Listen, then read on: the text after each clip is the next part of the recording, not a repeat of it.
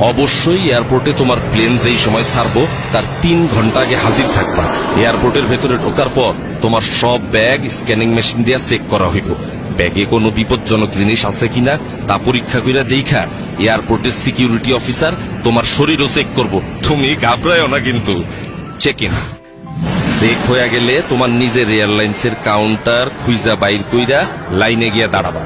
তোমার সিরিয়াল আসলে পরে কাউন্টারে টিকেট ও পাসপোর্ট দেখাইবা। ছোট ব্যাগটা নিজের কাছে রাইখা বাকি ব্যাগ কাউন্টারে দিয়া দিবা। কাউন্টারের লোক স্টিকার লাগায়া তোমার বড় ব্যাগটা নিয়ে যাবে। ব্যাগে স্টিকার লাগানো হয়ে গেলে মনে কইরা বোর্ডিং কার্ডটা নিবা। এই কার্ডে তোমার প্লেনের সিট নাম্বার লেখা থাকবে। এয়ারপোর্টের দেয়ালে লাগানো বড় টেলিভিশনে নজর রাখবা। সেখানে তোমার প্লেন ছাড়ার সময় আর কোন গেট দিয়ে প্লেনে উঠবা তা লেখা থাকবে।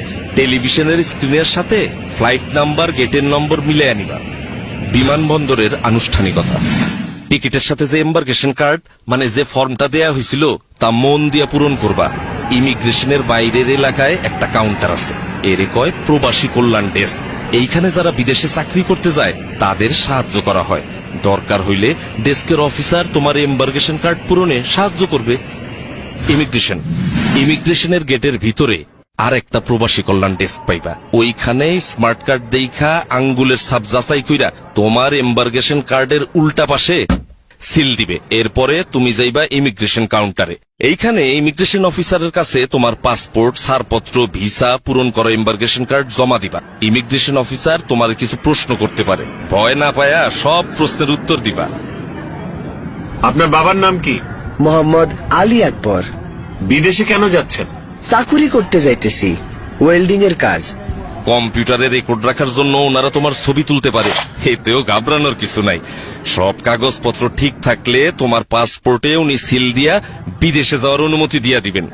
এরপর টেলিভিশন দেখা নিয়া তোমার প্লেনের অন্য যাত্রীরা যেই জায়গায় বসছে সেইখানে গিয়া বসবা।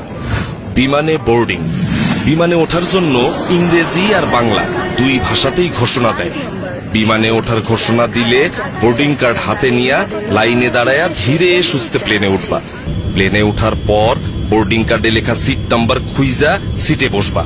বসার আগে হাতের ছোট ব্যাগ সিটের উপরে ঢাকনা দেওয়া তাকে উঠায়া রাখবা। প্লেনের কর্মচারীরা যেই কথা বলে তা মনোযোগ দিয়ে শুনবা। প্লেনের সিটে বৈশা অবশ্যই সিট বেল্ট বাইন্ধা রাখবা। ধূমপান নিষিদ্ধ। একটা জরুরি বিষয় মাথায় রেখো, এয়ারপোর্টে ও বিমানে বিড়ি সিগারেট খাওয়া একেবারে নিষেধ। অবশ্য এয়ারপোর্টের কিছু জায়গায় সিগারেট খাওয়ার অনুমতি আছে।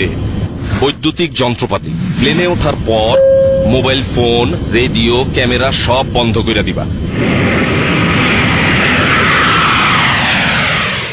বিমানে খাবার এবং টয়লেট ব্যবহার। প্লেনে খাবার ও পানি দেয়, তাই এই নিয়ে তোমার চিন্তার কোনো কারণ নাই। প্লেনে টয়লেট ব্যবহারের প্রয়োজন পড়লে ঘাবড়ায়ও না কিন্তু। টয়লেট ব্যবহারেরও কিছু নিয়ম কানুন আছে। দরজার পাশে হাতলে চাপ দিয়া টয়লেটের দরজা খুলতে হয়। খোলার আগে দরজায় দেখে নিবা লাল রং অথবা অকুপাই লেখা আছে কিনা, তখন অপেক্ষা করবা। খালি অবস্থায় দরজায় সবুজ রং থাকবে অথবা এমটি লেখা থাকবে, তখন টয়লেট ব্যবহার করতে পারবা। টয়লেটে অবশ্যই টিস্যু ব্যবহার করবা। পানি ব্যবহার করবা সাবধানে। টয়লেটের মেঝে ভিজা গেলে অন্য যাত্রীদের অসুবিধা হইতে পারে। ময়লা বা টিস্যু সঠিক জায়গায় ফেলবা যাতে করে টয়লেট নোংরা না হয়। বিদেশের এয়ারপোর্টে পৌঁছানোর আগে, বিমান নামার কিছুক্ষণ আগে তোমার ডিসএম্বার্কেশন ফর্ম ও কাস্টমস ডিক্লিয়ারেশন ফর্ম এই নামে দুইটা কাগজ দেওয়া হইব।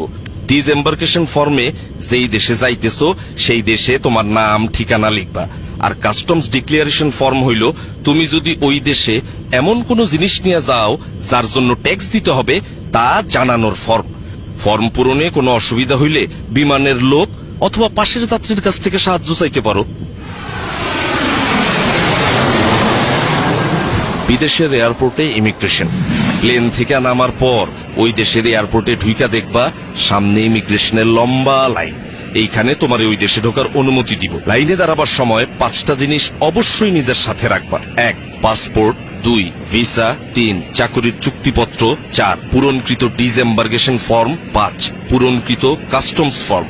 ইমিগ্রেশন অফিসার কাগজপত্র পরীক্ষা করে সঠিক পাইলে তোমার পাসপোর্টে তারিখ সহ সিল দিয়া দিবেন। ব্যাগ সংগ্রহ। ইমিগ্রেশনের কাজ শেষ কইরা নিজের ব্যাগ খুঁজে নিতে হবে। মালামাল যেখানে আসে সেই কনভেয়ার বেল্টের উপরে এয়ারলাইন্সের নাম ও ফ্লাইট নাম্বার দেওয়া থাকে, তা ভালোভাবে দেইখা নিয়ে সঠিক বেল্টের সামনে গিয়ে দাঁড়াইবা। কনভেয়ার বেল্ট থেকে নিজের ব্যাগ চিনলে সাবধানে বেল্ট থেকে নামাইতে হইব, যাতে অন্য কোনো যাত্রী আঘাত না পায়। আর যদি কোনো কারণে ওইখানে তুমি নিজের ব্যাগ খুঁজা না পাও, দেরি না কইরা হারানো জিনিসের খবর যেখানে জানাইতে হয় সেই লস্ট অ্যান্ড ফাউন্ড ডেস্কে এবং এয়ারলাইন্সের ডেস্কে খবর দিবা, তারা তোমার ব্যাগ খুঁজা দিবে। আর যদি একদমই খুঁজা না পায়, তাইলে তারাই তোমার ক্ষতিপূরণের ব্যবস্থা করব।